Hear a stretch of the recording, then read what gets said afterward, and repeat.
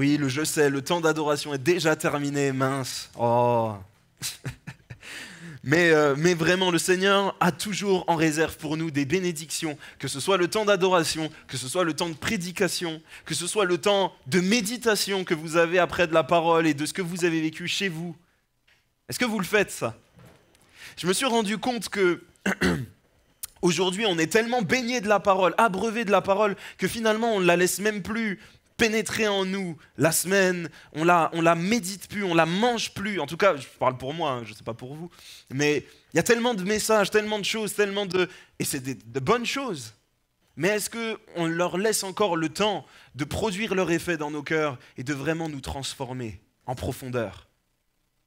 C'est un aparté, ce n'est pas du tout le message de ce soir, mais ça me tenait à cœur de le dire parce que je me suis rendu compte, là on va entamer le message, on est donc à mon 7e message sur le livre des juges, ça commence à faire un peu, puis quand je l'ai préparé, j'étais un peu moi-même, alors que c'est moi qui suis censé vous l'apporter, j'étais lassé du truc, je me suis dit bon, déjà 7 quoi, ça répétitif peut-être à un moment donné, et puis j'ai senti vraiment le Seigneur me dire mais ma parole, elle est éternelle, inépuisable. Il y a toujours à y puiser, il y a toujours à y prendre, il y a toujours à en ressortir pour nous. Mais est-ce qu'on lui laisse encore l'occasion d'être cette parole agissante? Plutôt que de se dire, oh, encore le livre des juges, un truc un peu glauque, gore. Ah ben, on rigole, mais attendez, il y a certaines histoires qu'il faut se les taper quand même. Hein, on va en parler un petit peu ce soir. Comme je vous l'ai dit, donc on est sur la suite logique de cette étude sur le livre des juges et donc le 7e message, je vais redire tout ce que je dis d'habitude donc dans mon introduction. Effectivement, surtout par rapport aux histoires qui viennent là, de vraiment faire cette distinction entre ce que le texte dit et ce que le texte nous dit est important. Je laisserai, vous qui êtes là tous les mercredis, vous avez déjà entendu ça, mais c'est pour, si jamais quelqu'un ne l'aurait pas entendu et suit sur Internet, voilà, il est au courant comme vous. Donc c'est vraiment important de prendre en compte le contexte de ce livre, le contexte politique du livre des juges qui, encore une fois, est un contexte unique dans toute l'histoire de l'humanité pour un pays. Un pays, et on le voit notamment aujourd'hui, un pays n'a jamais été gouverné par la loi de Dieu. Aucun pays. Il n'y aura pas de glissade, Michel, ne rigole pas. Aucun pays n'a jamais été gouverné par un homme représentant de Dieu, faisant respecter les lois, et cet homme, c'était le juge qui était reconnu par le peuple comme étant en autorité pour faire appliquer la loi de Dieu, pour trancher, décider des affaires du peuple par rapport à la loi de Dieu. C'est pourquoi on l'appelait juge, parce qu'il jugeait selon la parole de Dieu. Donc, cette autorité, les gens la reconnaissaient parce qu'il y avait des prodiges, des signes et des miracles qui accompagnaient la personne que Dieu avait choisie. L'Esprit de Dieu était sur lui, c'était lui que Dieu avait choisi pour être juge sur le pays. Mais dans ce livre, on a aussi tendance à remarquer que le peuple d'Israël vit une période de paix avec le juge, puis vit une domination par désobéissance.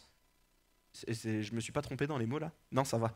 Vit une domination, une invasion étrangère par désobéissance, et puis de nouveau se repent, puis Dieu envoie un nouveau juge, puis période de paix, puis de nouveau désobéissance, et ainsi de suite. Et on a ce cercle vicieux qui s'installe tout au long du livre des juges.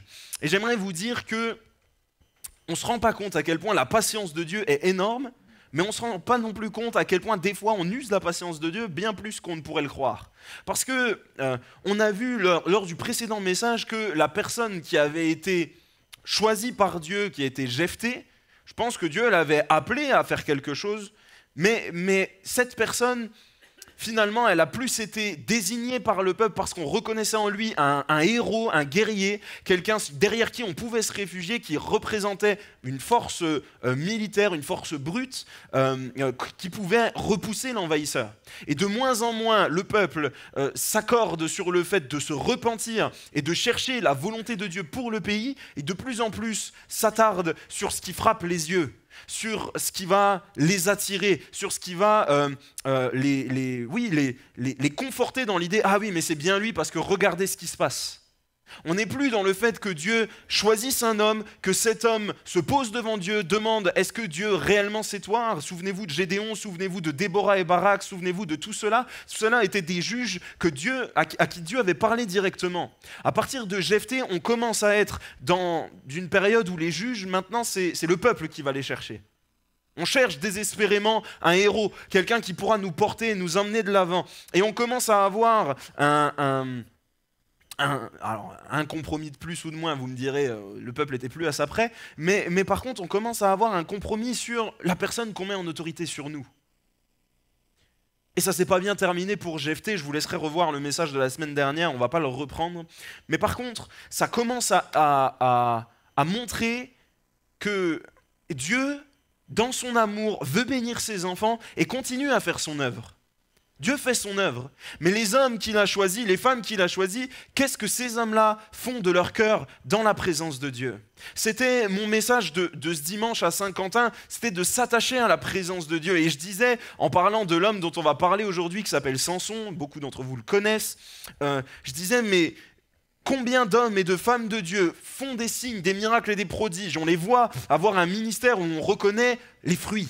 On ne parle plus que de fruits maintenant, on voit les fruits, les fruits, les fruits. Les fruits sont une bonne chose. Quand avant de voir les fruits visuels humains, on voit d'abord les fruits de l'esprit. Pour ceux qui ne connaissent pas les fruits de l'esprit, c'est dans Galates 5, verset 22. Je vous laisserai le prendre à la maison. Là, dans cette période, on remarque que de plus en plus, les périodes de domination des peuples étrangers sont de plus en plus longues. Prenons ensemble tout de suite, sans perdre de temps, Juges 13 au verset 1. Les enfants d'Israël firent encore ce qui déplaît à l'Éternel. Tiens, quelle surprise. Et l'Éternel les livra entre les mains des Philistins pendant 40 ans. J'aimerais vous dire, je crois que c'est la première fois où la période de domination d'un peuple étranger sur la terre d'Israël est aussi longue, aussi importante. Et c'est à la suite de Jephthé. C'est à la suite de Jephthé. Heureusement, Dieu pourvoit, ou en tout cas donne une promesse à son peuple, et on va le lire dans la suite. Il y avait un homme de Tsoréa, de la famille des Danites, et qui s'appelait Manoach. Sa femme était stérile et n'enfantait pas. L'ange de l'Éternel apparut à la femme et lui dit « Voici, tu es stérile et tu n'as pas d'enfant. Tu deviendras enceinte et tu enfanteras un fils. Maintenant, prends bien garde, ne bois ni vin ni liqueur forte et ne mange rien d'impur, car tu vas devenir enceinte et tu enfanteras un fils. Le rasoir ne passera pas sur sa tête, parce que cet enfant sera consacré à Dieu dès le ventre de sa mère, et ce sera lui qui commencera à délivrer Israël de la main des Philistins. Amen. » Amen. Dieu pourvoit au travers de la promesse qui est là d'un enfant, d'un libérateur, d'un sauveur. Est-ce que ça ne vous rappelle pas quelqu'un? Vous savez, pour lire la Bible d'une manière qui soit agréable, précise et surtout qui nous percute et qui nous parle à nous, cherchons la personne de Jésus en toutes circonstances. Moi ici, je vois une similitude avec la naissance de Jésus. La première chose, c'est que cette naissance, normalement, n'aurait pas pu être possible. Jésus, nous qui sommes chrétiens évangéliques, nous croyons que Marie était vierge au moment où elle a reçu Jésus dans son sein. Cette naissance n'aurait pas pu être possible. De la même manière, la mère de Samson, ici, était stérile. C'était pas possible. Pourtant, Dieu est le Dieu de l'impossible. Et là où il n'y a pas de vie, Dieu met la vie. Là où il n'y a pas d'espoir, Dieu met de l'espoir. Et au bout de 40 ans de domination sur la vie du peuple d'Israël, Dieu envoie une promesse de libération. Dieu envoie une promesse de salut pour le peuple d'Israël. Et il a envoyé cette promesse de salut pour l'humanité au travers de la naissance de Christ. N'oublions jamais que tout est parti du fait de croire en la promesse. La deuxième chose, c'est que l'enfant sera consacré dès le sein de sa mère. Jésus était consacré dès le sein de sa mère, déjà bien avant même, puisque Jésus est éternel. Jésus était consacré pour l'œuvre de Dieu dès le départ. Et Samson a été consacré par ses parents dès le départ. Et on va voir après ce que ça va donner. Si vous voulez, on peut le prendre ensemble, Matthieu 1, versets 20 et 21.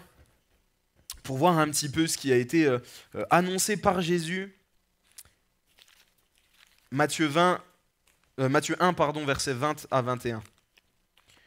C'est affiché, pas en fait. Comme il y pensait, voici un ange du Seigneur lui apparut en songe et dit « Joseph, fils de David, ne crains pas de prendre avec toi Marie, ta femme, car l'enfant qu'elle a conçu vient du Saint-Esprit.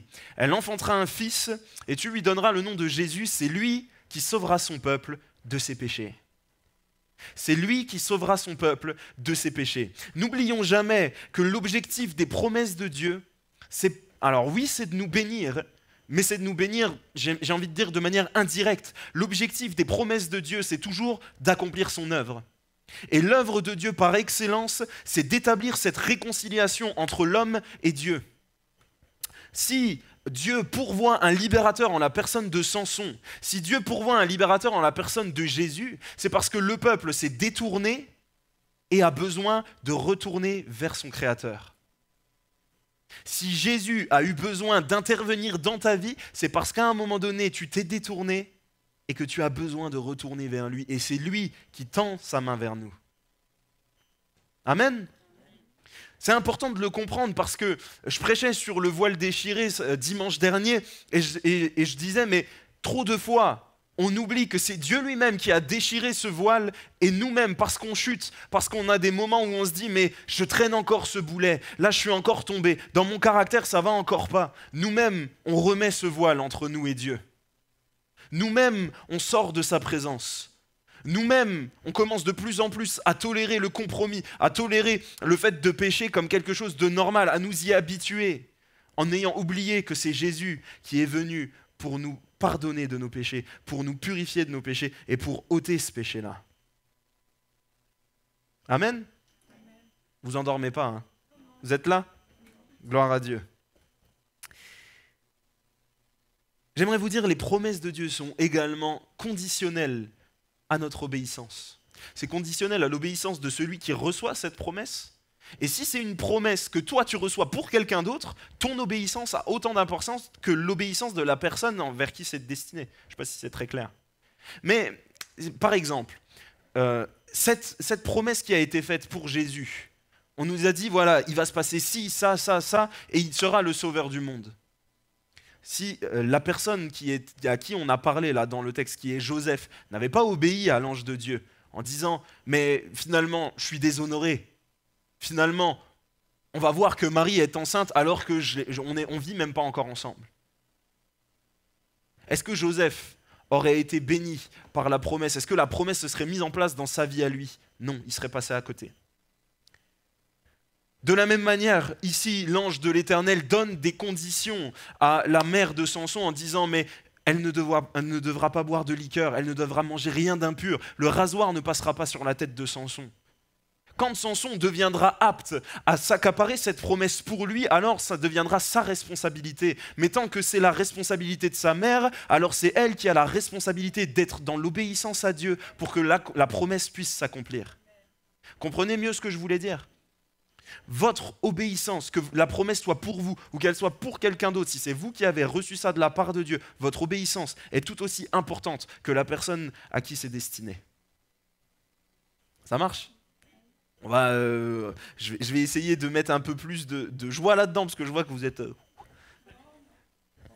Mais par exemple, prenons notre bon ami Manu qui est là. Pourquoi toi, toujours toi? Oui, mais là, voilà. Notre bon ami Manu qui est là, vous le voyez, et gloire à Dieu, il joue de la guitare et il sert le Seigneur au travers de son instrument de musique. Mais c'est une promesse qu'il avait reçue de la part de personnes qui sont passées dans cette assemblée et qui ont prophétisé sur sa vie en disant « Écoute Manu, nous voyons de la part de Dieu qu'il y a un talent sur ta vie dans la musique. » En tout cas, ça c'est ce que Manu il a entendu, il n'a pas entendu le reste de la prophétie. Et donc, il s'est mis à fond là-dedans, il s'est dit « Waouh, trop bien, j'ai un talent dans la musique parce que Dieu me l'a donné, alors je vais jouer de la guitare, machin. » Et on voit aujourd'hui les fruits de cette promesse parce qu'il a obéi aux conditions, évidemment. On peut vous donner une prophétie en vous disant « Mais tu as un talent dans tel domaine, Dieu t'appelle, je sais pas moi, Dieu t'appelle dans l'accueil. » Tu as un talent dans tel domaine, vraiment Dieu va se servir de toi là-dedans. Bah si tu commences pas à t'approcher du pôle accueil pour te mettre dedans, évidemment que cette promesse s'accomplira jamais. Vous avez des conditions comme ça qui sont juste logiques à l'obéissance de la parole. Et ce que Manu n'avait pas entendu dans la suite de la parole, c'est qu'ils ont dit, oui je vais le dire, c'est qu'ils ont dit, tu as reçu un talent de la part de Dieu dans la musique et la danse. Et bizarrement, je ne sais pas pourquoi, Manu s'est tout de suite empressé d'aller vers la guitare et on ne l'a jamais vu prendre un seul cours de danse. Qui sait, aujourd'hui peut-être que Dieu se serait servi de lui là-dedans. Et moi, alors peut-être vous aurez l'occasion un jour de voir Manu danser, je trouve qu'on voit quand même qu'il a un petit talent, il y a quelque chose. Donc Manu, on attend les résultats de ton obéissance à cette promesse. Hein. Gloire à Dieu. Et donc, Samson va naître, et puis Samson va de plus en plus grandir, prendre en stature, prendre en force. On nous disait dans le passage, attendez que je retrouve le bon endroit, voilà, au verset 24 dans Juge 13, « La femme enfanta un fils et lui donna le nom de Samson.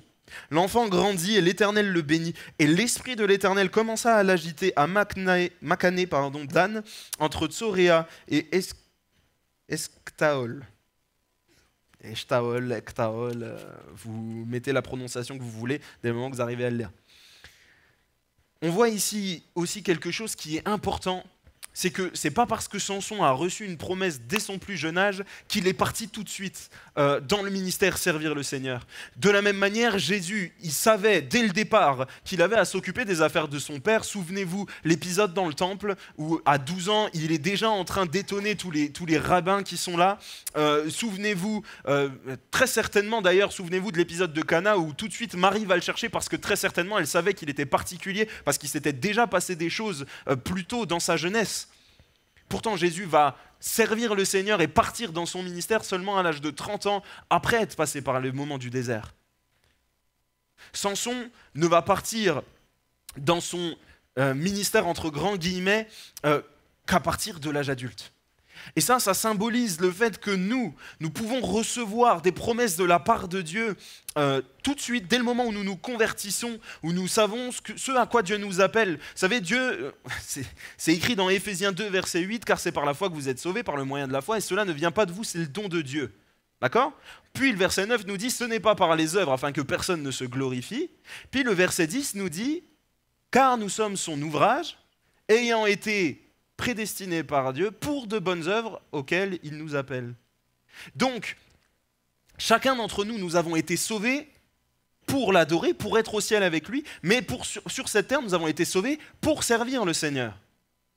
Est-ce que tu crois que tu es fait pour faire quelque chose avec Dieu ? Tu n'es pas fait pour rester un chrétien du dimanche. Tu es fait pour être un chrétien de tous les jours.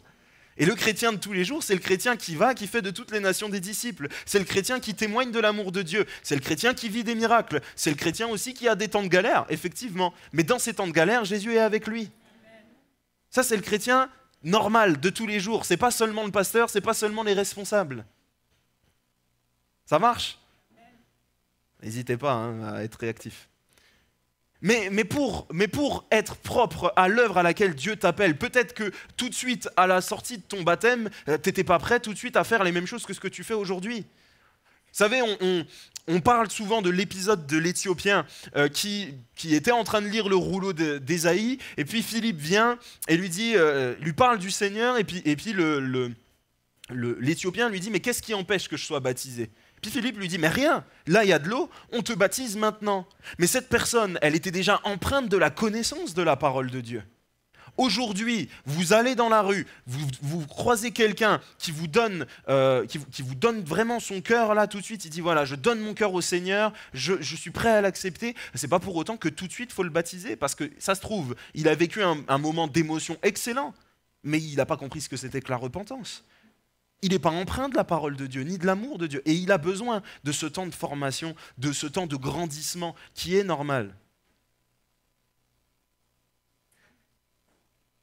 Luc 16, versets 10 à 13 nous dit « Celui qui est fidèle dans les moindres choses l'est aussi dans les grandes. Et celui qui est injuste dans les moindres choses l'est aussi dans les grandes. Si donc vous n'avez pas été fidèle dans les richesses injustes, qui vous confiera les véritables ? Et si vous n'avez pas été fidèle dans ce qui est à autrui, qui vous donnera ce qui est à vous? Nul serviteur ne peut servir deux maîtres, car ou il haïra l'un et aimera l'autre, ou il s'attachera à l'un et méprisera l'autre. Vous ne pouvez servir Dieu et Mammon. Et c'est marrant que Jésus rattache le fait de ne pas être fidèle dans les petites choses au fait d'avoir un cœur qui penche de deux côtés. Si tu n'arrives pas à être fidèle dans les petites choses que Dieu te demande, dans ce temps de formation, comment peut-il t'en confier de plus grandes? Parce que ça veut dire que ton cœur n'est pas encore à 100% pour Dieu. C'est pourquoi tu as encore besoin de formation, c'est pourquoi tu as encore besoin de temps de grandissement avec le Seigneur. Et on va voir auprès de notre ami Samson qu'il va démarrer quelque chose pour lequel il n'était pas encore prêt, et parce que son cœur penchait de plusieurs côtés, alors les conséquences vont être dramatiques. Prenons la suite. La suite de l'histoire de Samson nous montre que d'un côté, nous avons l'action de Dieu, Dieu qui agit de manière surnaturelle, de manière indéniable. Tout le peuple le voit, il y a quelque chose qui est évident. D'ailleurs, le peuple va reconnaître Samson pour juge à cause de l'action de Dieu. Mais d'un autre côté, on a les choix de Samson. Et les choix de Samson sont empreints d'un intérêt personnel, de quelque chose où il ne cherche pas l'intérêt de Dieu, il ne cherche pas la libération du peuple, il ne cherche pas l'accomplissement de la promesse qu'il a reçue, que ses parents ont reçue, il cherche son intérêt. Et la première chose qui nous le montre, on parlera après du choix de sa femme, nous regardons en premier lieu, j'aimerais qu'on regarde cet épisode avec le lion, qui pour moi est ce qui m'a sauté aux yeux en premier. C'est peut-être pas évident pour tout le monde, mais moi ça m'a sauté aux yeux parce que ça dénote des choses qui me semblent être intéressantes. Prenons l'ensemble dans Juge 14, versets 5 à 9. Juge 14, verset 5. Samson descendit avec son père et sa mère à Timna. Lorsqu'ils arrivèrent aux vignes de Timna, voici un jeune lion rugissant vint à sa rencontre. L'esprit de l'Éternel saisit Samson et sans avoir rien à la main, Samson déchira le lion comme on déchire un chevreau. Il ne dit point à son père et à sa mère ce qu'il avait fait. Il descendit et parla à la femme et elle lui plut. Et quelque temps après, il se rendit de nouveau à Timna pour la prendre et se détourna pour voir le cadavre du lion. Et voici, il y avait un essaim d'abeilles et du miel dans le corps du lion. Il prit entre ses mains le miel dont il mangea pendant la route. Et lorsqu'il fut arrivé près de son père et de sa mère, il leur en donna. Et ils en mangèrent. Mais il ne leur dit pas qu'il avait pris ce miel dans le corps du lion. Ce passage peut sembler un peu flou, un peu anodin, mais en réalité, il dissimule plusieurs choses qui sont déjà dans le cœur de Samson. La première chose, c'est qu'on a évidemment une action de Dieu, c'est surnaturel. Personne ne pourrait dire « je vais affronter un lion à main nue, ça va bien se passer ». En tout cas, je vous déconseille de le faire. Hein, Katia, tu le feras pas. Voilà. Marie-Claude, t'as bien fait de lui conseiller, hein, parce que on sait jamais, des fois Katia, elle est... Bon. Non, mais vraiment, c'est quelque chose de surnaturel. Dieu a donné à Samson ce talent, ce don de force qui était avec lui. Hein, ça aussi, ça peut faire partie des dons de l'esprit. Surnaturellement, Dieu est venu et a donné cette force à Samson. Bon, cette force qui était là, on voit ici une première action de Dieu. C'est la première fois qu'on voit que cette force, elle est manifestée en Samson. Et c'est dans un temps où il est tout seul. Dans ce temps où il est tout seul, Samson ne dit rien à personne, il s'est passé quelque chose, il dit rien à personne. Et derrière, il y a un bénéfice à cette action qui est le miel qui est là dans le corps du lion. Dans ce corps de lion où Dieu a agi, une bénédiction en découle. Samson prend cette bénédiction, partage avec son père et sa mère et dit rien de plus. Et finalement, moi, ça m'a fait penser à quand nous nous retrouvons dans une situation où on a un vrai souci. Dieu nous débloque ce souci. Dieu bénit, Dieu envoie une bénédiction. Et nous, jalousement, on garde ça pour nous. On le garde pour nous. C'est à moi, c'est mon expérience, c'est mon vécu, c'est à moi. Je ne le partagerai pas. Je ne dirai pas ce que Dieu a fait. Frères et sœurs, quand Dieu agit dans vos vies, quand Dieu vous parle par des paroles, quand Dieu envoie des guérisons, quand Dieu envoie des miracles, dites-le. Témoignez-le, partagez-le et dites surtout que c'est Dieu qui l'a fait. Dites surtout que c'est Dieu qui l'a fait. Parce que le souci, c'est qu'après, il va voir son père et sa mère avec la bénédiction, le miel, en leur disant « tenez, j'ai du miel. comme si c'était de lui que ça venait. Mais la parole de Dieu nous dit, qu'as-tu que tu n'aies reçu? Et si tu l'as reçu, pourquoi te glorifies-tu comme si tu ne l'avais pas reçu? Et ici, dans cet épisode du lion, ça nous montre déjà que Samson cherche en premier lieu son intérêt personnel. La suite de cet épisode, c'est qu'il va, on va pas prendre le passage, ce serait trop long je pense, mais la suite de cet épisode, c'est qu'il va se servir de cet événement pour faire une énigme lors de son mariage à 30 personnes et essayer de les escroquer, parce que personne n'aurait pu avoir la réponse. Imaginez-vous, je viens vous voir, je vous dis, écoutez, voilà, hier, il s'est passé un truc, devinez ce qui s'est passé, et je vous donne 30 chemises. Sinon, vous me donnez 30 chemises. Vous prenez le pari? Qu'est-ce que je vais faire avec 30 chemises? Effectivement, c'est une bonne question. C'est celle qui va repasser, bah, on n'est pas sorti de l'auberge. Mais en tout cas, ce qui m'importe là-dedans, c'est que Samson n'a pas témoigné de la gloire de Dieu. Samson n'a pas témoigné de la bénédiction qui en a découlé et n'a pas dit « Merci Seigneur, il s'est passé quelque chose. Je peux bénir ma famille avec ce qui s'est passé, mais ça ne vient pas de moi, ça vient de Dieu. » Et avec la bénédiction que Dieu a envoyée, Samson a essayé d'escroquer une trentaine d'hommes. Et le pire dans tout ça, c'est que on va le voir après, je vais en parler un petit peu après. On a ensuite le choix de sa femme. Ça nous montre encore une fois que le cœur de Samson était partagé entre l'œuvre de Dieu et entre réellement son plaisir, sa chair. On voit notamment le verset 7 qui nous dit « Elle lui plut ». Reprenons ensemble le début du chapitre 14 pour que vous ayez un peu le contexte. Samson descendit à Timna et il y vit une femme parmi les filles des Philistins.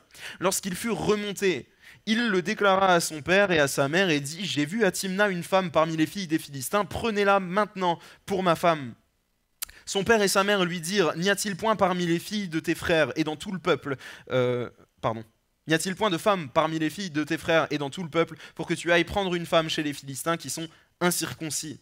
Et Samson dit à son père « Prends-la pour moi car elle me plaît. » Son père et sa mère ne savaient pas que cela venait de l'Éternel, car Samson cherchait une occasion de dispute de la part des Philistins.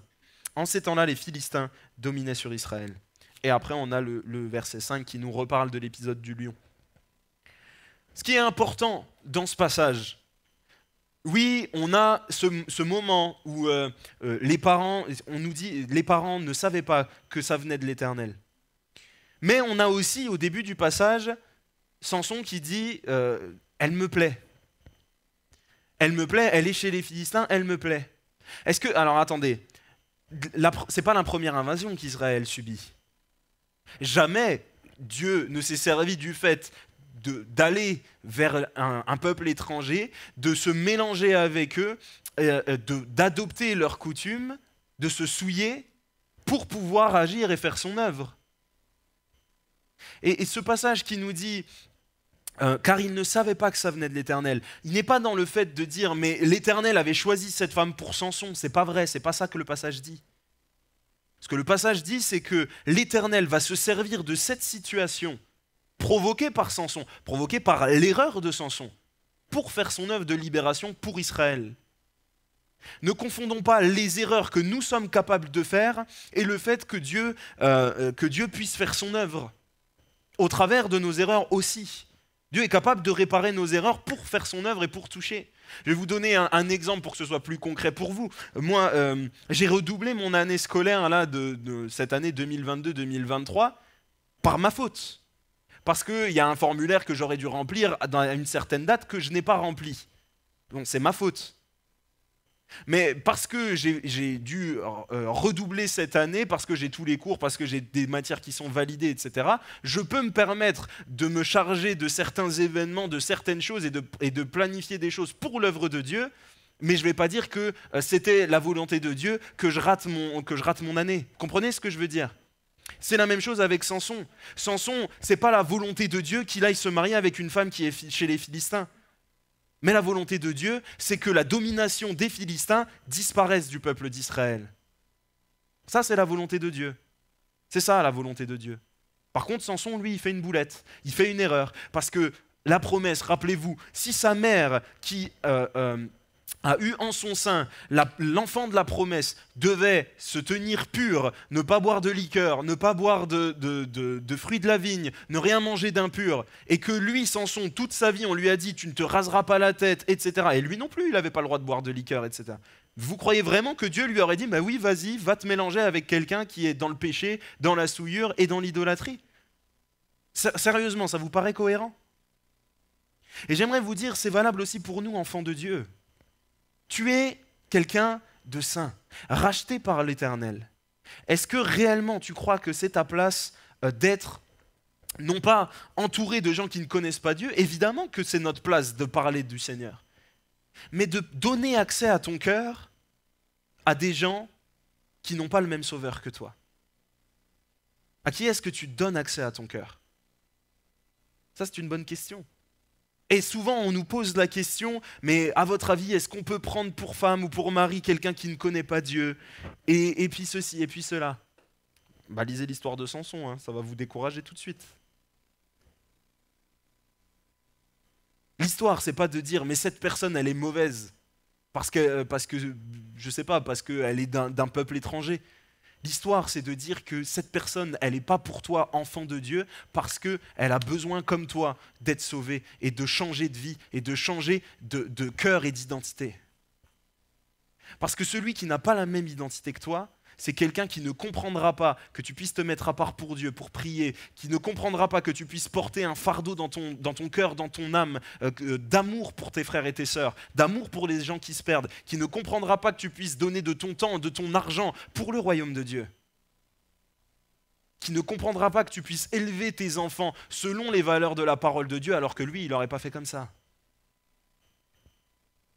Je n'avais pas prévu de prêcher sur ça, mais je ne sais pas pourquoi le Seigneur insiste. Je pense que vous tous qui êtes là, vous êtes déjà mariés ou quoi, mais ça va parler à des gens sur Internet, c'est pas possible autrement.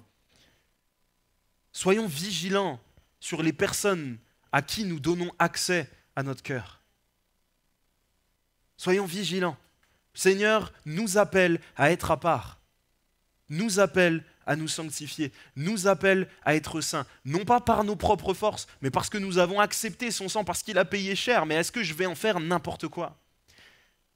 La promesse de Dieu qui nous a été donnée, c'est que nous sommes sauvés pour l'éternité. Mais Dieu dit au travers de la bouche de l'apôtre Paul, travaillez à votre salut.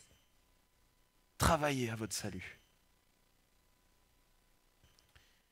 L'œuvre de Dieu faite par Samson est une suite de pulsions personnelles, de vengeance, d'exaction.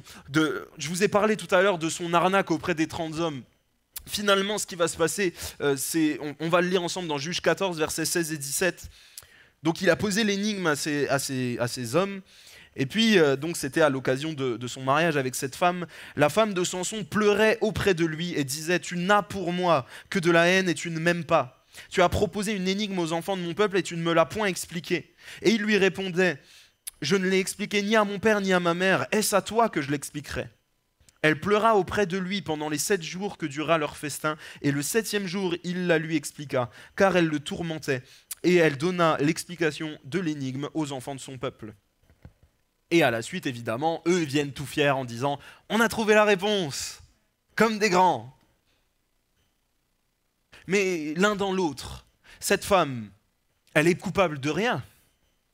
Parce que si vous lisez tout le contexte, cette femme, les 30 hommes vont venir la voir, la menacer de la tuer, elle et sa famille, si jamais elle ne leur donne pas leur réponse. Elle essaye de sauver sa peau. Et derrière, celui qui est en désobéissance du début à la fin, c'est Samson. Parce que par sa désobéissance, par le fait d'avoir voulu tirer un intérêt de cette histoire avec le lion, il va attirer la mort sur cette jeune femme. Je vous laisserai lire la fin de l'histoire. Mais il va tirer la mort sur cette jeune femme et sur sa famille. Et en plus de ça, lui-même, pour ne pas subir les conséquences de son péché, va aller assassiner 30 personnes, récupérer leurs tuniques pour les donner en disant « Bah voilà, bravo, vous avez gagné. » Voilà. L'œuvre de Dieu, c'était de libérer Israël des Philistins, de la domination qui était sur eux. Tout comme nous, l'œuvre de Dieu c'est d'éliminer la domination du péché qui est sur notre vie. Mais ne croyons pas que nous allons être plus forts que la tentation ou plus forts que le péché. Nous ne sommes forts que parce que Jésus est fort. Nous on n'est pas forts. Nous, on n'est pas forts. Parce que Samson a toléré que dans son cœur, il y a un accès au niveau de cette femme. Alors il va céder à la tentation de lui dire, du coup, la vérité. Mais ça, c'est une suite de désobéissance. Et parce qu'il a été énervé, humilié de perdre, alors il va se venger. Et là, on voit que l'Esprit de l'Éternel vient sur lui et il a cette force qui est manifestée. Parce que Dieu ne se repent pas de ses dons. Dieu nous donne des choses, mais comment les utilisons-nous ? Vers quel but nous les utilisons ? Si on prend la suite, je vous ai dit que Samson va attirer sur cette famille, la famille de sa femme et de son beau-père. Bon, l'histoire est un peu spéciale, hein. Son beau-père va donner sa femme à un de ses compagnons, etc. Bref, mais cette famille, du coup, va mourir par les Philistins. Et Samson, pour se venger des Philistins, alors déjà dans un premier temps, pour se venger des Philistins, et du fait que son père ait donné à sa femme à un de ses compagnons, il va attraper 300 renards. Je ne sais pas si vous avez déjà essayé d'attraper ne serait-ce qu'une poule. Bon, c'est déjà pas simple. Essayez d'attraper un renard. Bon, on passe l'étape du dessus. Lui, il en a attrapé 300. 300 renards. Je ne sais pas si on se rend compte de la prouesse que c'est. Il les a chopés. Non seulement il les a attrapés, mais il les a pris. La Bible nous dit qu'il les a mis que contre queue. Et il a mis un flambeau entre les renards. Puis hop, il les a lâchés dans les champs. Bon. Ça a détruit toutes les cultures. Ça a détruit toute l'œuvre des Philistins qui étaient là. Il y a une forme de radicalité et l'œuvre de Dieu, on ne peut pas nier que c'est la main de Dieu qui a fait ça. Parce que Samson, aussi fort qu'il puisse être, bon, 300 renards... Puis on a un autre épisode où Samson va tuer 1000 Philistins avec une mâchoire d'âne, en ayant été lié au préalable par 2 cordes neuves. Ça, c'est l'œuvre de Dieu. On a un autre épisode où Samson, après ce passage-là, se réfugie dans une ville. Bon, au passage, il va voir une prostituée, puis il se réveille à minuit, et puis hop, il embarque avec lui les portes de la ville, et il les emmène sur une colline. On ne sait pas pourquoi. Quel but ça a ? Le but, c'était de se protéger d'une embuscade qui était là de la part des Philistins. Mais en soi, il n'y a même pas de... Ouais, il y a une symbolique de démontrer sa force et sa puissance. Tout au long de sa vie, Samson a fait une œuvre où on a du mal à comprendre la signification des actes qu'il a posés et la signification de mais pourquoi Dieu lui a donné ce talent, cette force, si c'est pour s'en servir comme ça. Petit à petit, Dieu enlève la domination du peuple philistin sur les Israélites comme ça. Mais pour autant, comment est-ce que Samson vivait son ministère, son appel, la promesse qui avait été faite sur lui ? Le peuple lui-même n'a pas confiance en lui. Au moment de ce massacre des 1000 personnes là avec la mâchoire d'âne, c'est le peuple lui-même qui va lier Samson et le livrer aux Philistins. En disant, mais qu'est-ce que tu nous as fait ? Tu nous as mis dans une position délicate, etc., etc. Et franchement, on se serait mis à la place du peuple, on aurait fait la même chose. Hein. Parce que Samson, il agit jamais au bien du peuple. Il dit, et je tirerai vengeance des Philistins, que Éternel soit avec moi pour que je puisse tirer vengeance. Samson, c'est un cas qui est... C'est compliqué, quoi. Tout le temps, son intérêt personnel. Tout le temps, ce que lui va faire. Et j'aimerais te dire, c'est pas parce que tu as reçu une promesse de la part du Seigneur qu'il va t'utiliser dans un endroit ou dans un autre, que ça fait de toi quelqu'un de meilleur que les autres, et surtout que ça fait quelqu'un de toi propre à rentrer au royaume de Dieu. Tu es dans le royaume de Dieu et utilisé par Dieu pour un but, certes, mais ton âme devant le Seigneur, elle est comment ? La présence de Dieu, elle est cultivée en toi ou pas ?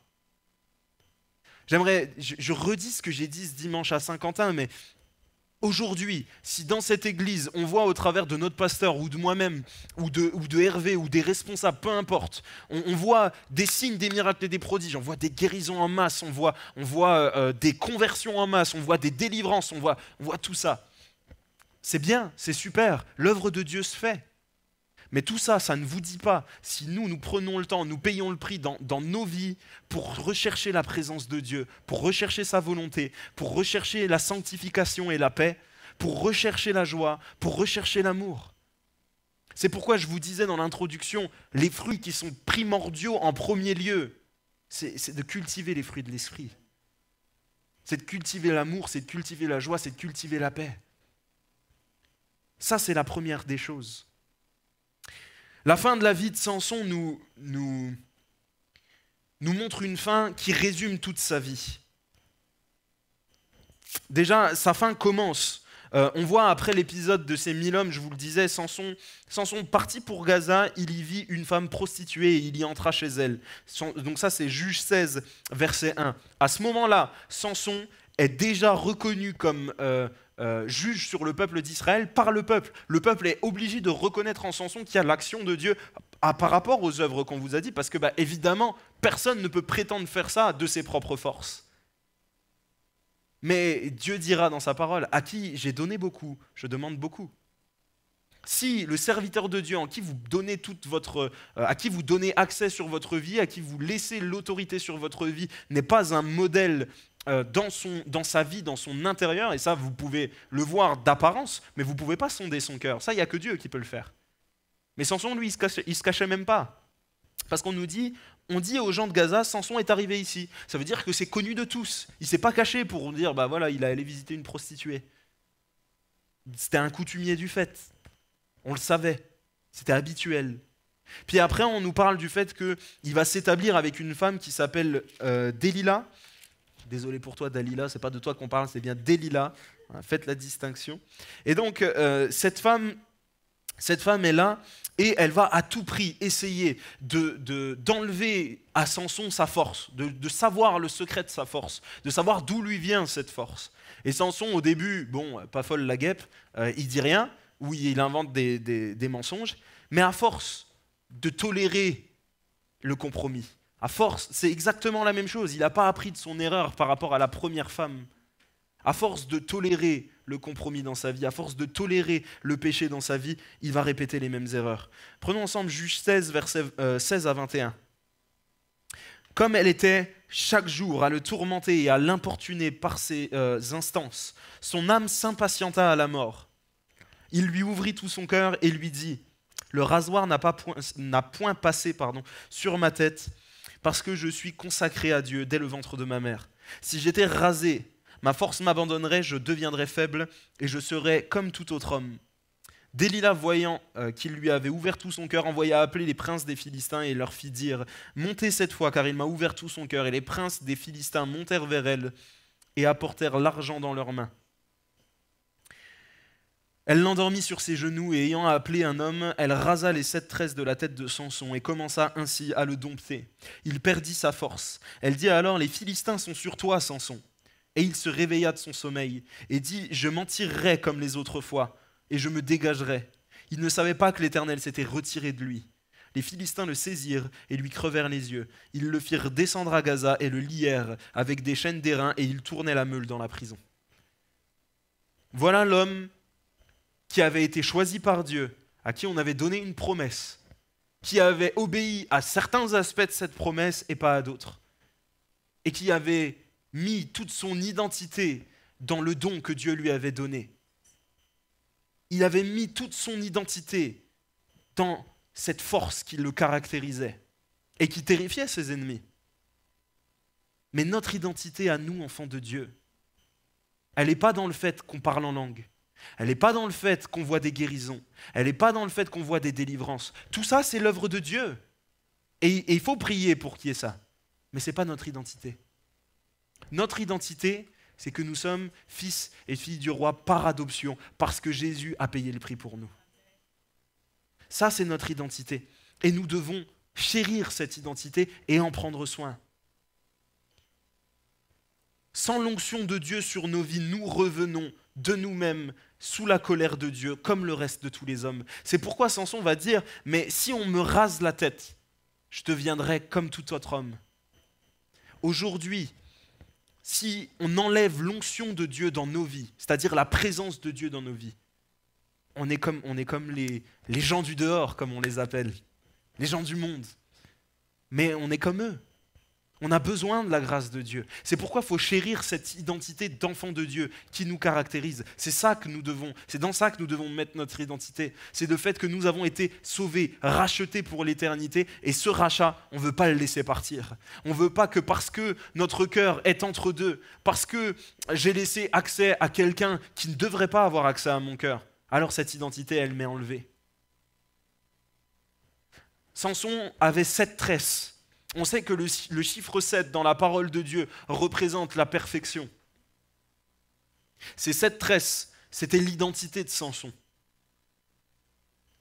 Et il l'a négligé. Il a donné ce secret, il l'a négligé. Nous avons en Dieu cette identité qui est qu'il nous a rendus parfaits comme le Père est parfait. Samson, son identité, c'était ces 7 tresses, et ces 7 tresses représentaient l'identité que Dieu lui avait donnée. Nous, l'identité que Dieu nous a donnée, c'est qu'il nous a rachetés pour faire de nous des êtres de perfection, comme lui, il est parfait. Ne le négligeons pas. Ne le négligeons pas, ça lui a coûté assez cher. Et pourtant, Samson se laisse dépouiller de cela. Vous savez, quand on se laisse dépouiller par l'ennemi, c'est de nous-mêmes qu'on laisse tomber, c'est de nous-mêmes qu'on baisse les bras. Quand on arrête de se battre, quand on arrête de dire « Mais Seigneur, aide-moi dans telle circonstance, aide-moi dans tel domaine », quand on commence à se dire « Je m'en tirerai comme toutes les autres fois ». Dieu te demande de prier pour un tel et tu ne le fais pas. Et puis tu arrives et tu te dis « Mais Seigneur, tu vas agir. Seigneur, telle personne a besoin de toi, tu mettras un autre chrétien sur sa route, tu vas agir. Comme d'habitude, je m'en tirerai, ça va aller. » Mais ça, à la suite de ça, quand on baisse les bras, on ne se rend pas compte que plus on baisse les bras, plus on recule. Et comme je disais tout à l'heure, plus nous-mêmes nous remettons cette séparation entre nous et Dieu, plus nous-mêmes nous remettons ce voile que Dieu s'est évertué à déchirer. Et le problème, c'est qu'à un moment donné, un aveuglement arrive. Samson, on lui a crevé les yeux. Samson, parce qu'il croyait pouvoir s'en tirer de lui-même par ses propres forces. Alors, il a chuté, la présence de Dieu s'est enlevée de lui, son identité n'était plus là, et un aveuglement s'en est ensuivi. Ça doit nous parler, ça doit nous alerter, frères et sœurs. Est-ce que moi, je me laisse dépouiller de cette identité d'enfant de Dieu que Dieu m'a donnée, pardon. Et la fin de Samson moi, je trouve que c'est triste. On va le lire ensemble du verset 22 jusqu'à la fin. Cependant, ses cheveux recommençaient à croître depuis qu'il avait été rasé. Or, les princes des Philistins s'assemblèrent pour offrir un grand sacrifice à Dagon, leur dieu.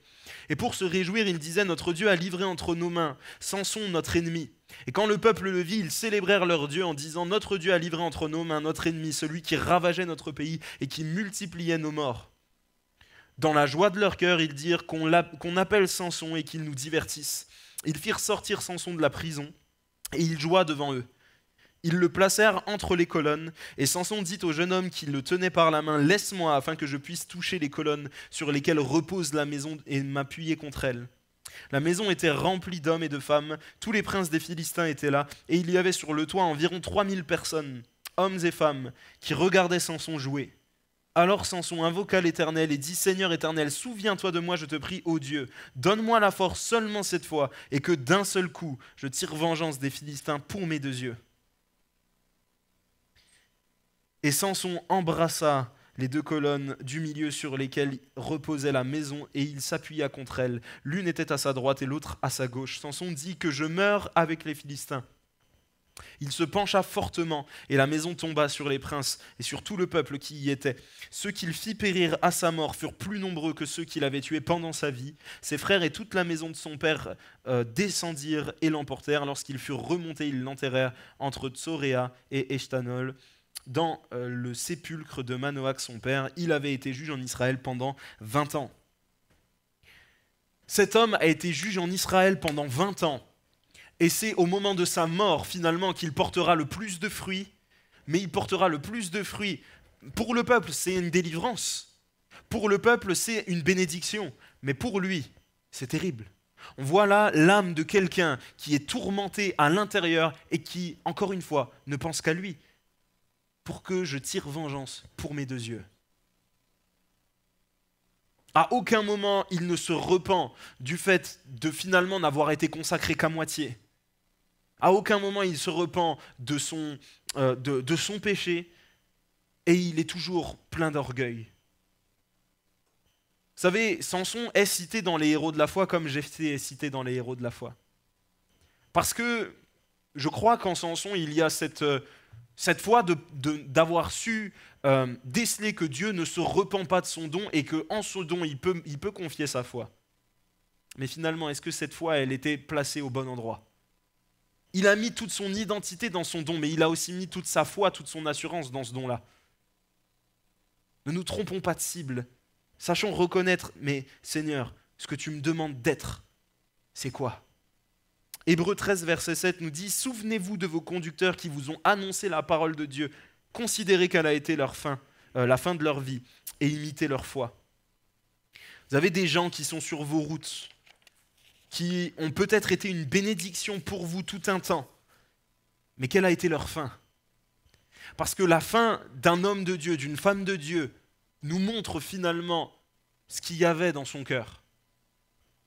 La fin de Samson, c'est de dire « mais que je meure et j'emporte les Philistins avec moi ».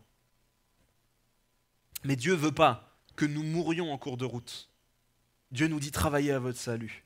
Dieu nous a rachetés pour la vie, il ne nous a pas rachetés pour que nous périssions. L'appel de Dieu sur nos vies est une donnée importante de nos vies de disciples. Effectivement, on l'a dit, on est sauvés pour servir. Mais évidemment, la manière dont Dieu va mettre en place ses plans pour nous, ça dépend de notre obéissance. Plus tu obéis, plus tu es proche du cœur de Dieu, moins tu as de soucis à te faire. Plus tu vas être dans le vrai. Mais combien de personnes se sont emprisonnées elles-mêmes parce qu'il y a des promesses que Dieu leur avait données qu'elles n'ont jamais vues se mettre en place, ou de leur fait, ou pas de leur fait. Ou peut-être que la promesse n'était pas faite pour eux et qu'ils se sont accaparés. Mais finalement, est-ce que c'est si important que ça ? Est-ce que c'est si important que ça ? Nous sommes sauvés pour servir et travailler pour Dieu, ça peut se faire partout, en toutes circonstances, n'importe quand. Mais la promesse de Dieu pour nos vies, la vraie promesse, celle à laquelle il nous faut nous attacher, c'est de savoir que nous avons notre place au ciel. Marc 8, 36 nous dit « Et que sert-il à un homme de gagner tout le monde s'il y perd son âme ?» Ça doit nous animer. Nous qui sommes disciples, enfants de Dieu, qui travaillons pour lui, ça doit nous animer. Parce que trop de fois, nous pouvons nous tromper de cible en disant « mais je vais de l'avant avec le Seigneur, je fais sa volonté, j'obéis à ce qu'il me demande de faire. » Mais est-ce que tu obéis à ce qu'il te demande d'être ? Est-ce que tu obéis à ce qu'il te demande d'être ? C'est-à-dire un adorateur. C'est là-dedans que nous devons réellement consacrer nos vies. Samson, on lui a dit que tu sois consacré dès ta naissance. Et vous savez, on le verra peut-être avec le dernier des juges qui est Samuel. Mais Samuel, il a eu aussi ce fait d'être consacré dès la naissance. La différence des deux, c'est que Samuel, lui, s'est évertué à vivre dans le temple. C'est une symbolique pour nous de dire, mais je me consacre à vivre en présence de Dieu. C'est ça qui doit être la consécration de mon cœur. Pas seulement par des traditions, pas seulement sur le fait de se laisser pousser les cheveux et de faire cette tresse, c'est pas ça le principal. C'est pas de dire, mais je bois pas d'alcool. Tu bois pas d'alcool, mais tu pêches tout autant dans d'autres domaines. C'est pas dans le fait de dire, je m'investis partout à l'église. Tu t'investis partout à l'église, mais où est-ce que tu es dans l'adoration ? Remettons notre consécration au bon endroit et nous verrons alors que les œuvres de Dieu prendront tout leur sens. Frères et sœurs, est-ce qu'on peut prendre un instant, se lever pour prier ? Que nous puissions réellement chercher la face de Dieu et nous reconsacrer réellement dans ce qui est important, c'est-à-dire de chercher sa face tous les jours, de vivre en sa présence tous les jours. Seigneur notre Dieu, Seigneur, nous sommes heureux de savoir que oui, cette promesse que tu nous as donnée, que nous sommes sauvés pour l'éternité, Seigneur, c'est ça qui anime nos vies, c'est ça qui anime notre foi, c'est ça qui anime nos louanges et notre adoration, Jésus. Et si nous nous sommes consacrés à 100% pour toi, si nous avons décidé de prendre cet engagement du baptême, de démontrer que nous voulons devenir tes disciples à 100%, que nous voulons nous consacrer à 100%, c'est pour vivre cette promesse où tu nous dis que tu seras avec nous tous les jours jusqu'à la fin du monde. Seigneur, aujourd'hui, je prends cette décision de me consacrer à 100% dans ta présence, à la recherche de ton onction, à la recherche de réellement, Seigneur mon Dieu, ce que tu me demandes d'être.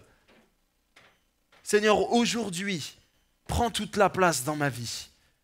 Je te demande pardon pour toutes les fois où je me suis trompé d'objectif, pour toutes les fois où j'ai mis ma foi, où j'ai mis mon identité dans les dons que tu peux me donner, dans les talents que tu peux me donner, dans les promesses et les œuvres que tu peux me donner à faire. Seigneur, tout ça, c'est encore un effet de ta grâce et c'est parce que tu veux m'utiliser. Mais ce soir, Jésus, je te demande de m'aider à me consacrer, à chercher ta présence, à chercher ce qui plaît à ton cœur. Jésus, c'est vraiment le désir de ma prière. Amen. Amen.